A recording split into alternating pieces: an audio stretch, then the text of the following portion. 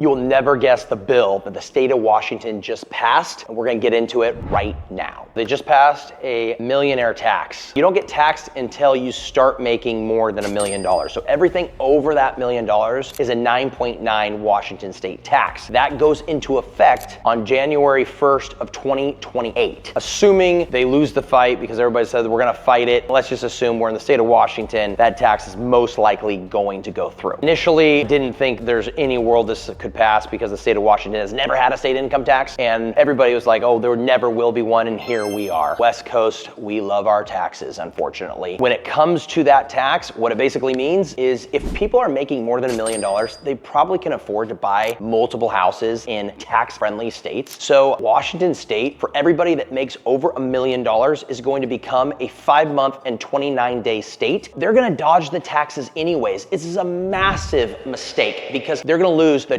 21,000 households that are affected by this are now going to leave during the winter, only be here for 5 months and 29 days, period. They're still gonna live here. They're still gonna use up the resources, but they're gonna take their business, they're gonna take their money elsewhere. This is gonna hurt the state of Washington. One of these massive players in Seattle can step up and educate the decision that was made because it's a huge mistake and they won't receive a lot of tax money from it because people that have money are smart and they have the money to go buy and live in a place that is more of a tax haven, which now Washington state is not. So if you consider your primary in a location that is the state of Washington, for instance, and you're here for 6 months, you are paying whatever the state of Washington taxes are. Now, if you end up jumping to Nevada, where the taxes are a lot better, you would then go there and spend your 6 months and 1 day in Nevada, and now that is your primary residence where you will be taxed from. Yes, you're still gonna be taxed if you work in Washington, what you make, those type of things, but you're gonna be able to save on all the other taxes for calling Nevada your home state. Clark County is a little bit of a unicorn, and I say this because it is still that main great spot in the state of Washington where it's super safe, somewhat clean. We have the Columbia River. It's beautiful here. There's so much that Clark County has to offer. I think most of the state of Washington is gonna take a pretty big hit, but Clark County will be one of those counties that actually still takes a hit, but not to the extreme that you're gonna see the Seattles and some of the smaller markets take. Luxury real estate will take a hit on this. That is for sure. If people are buying luxury real estate, they're probably gonna get a little bit better of a price because of this. We're still seeing very expensive homes sell. Just the other day, $5 million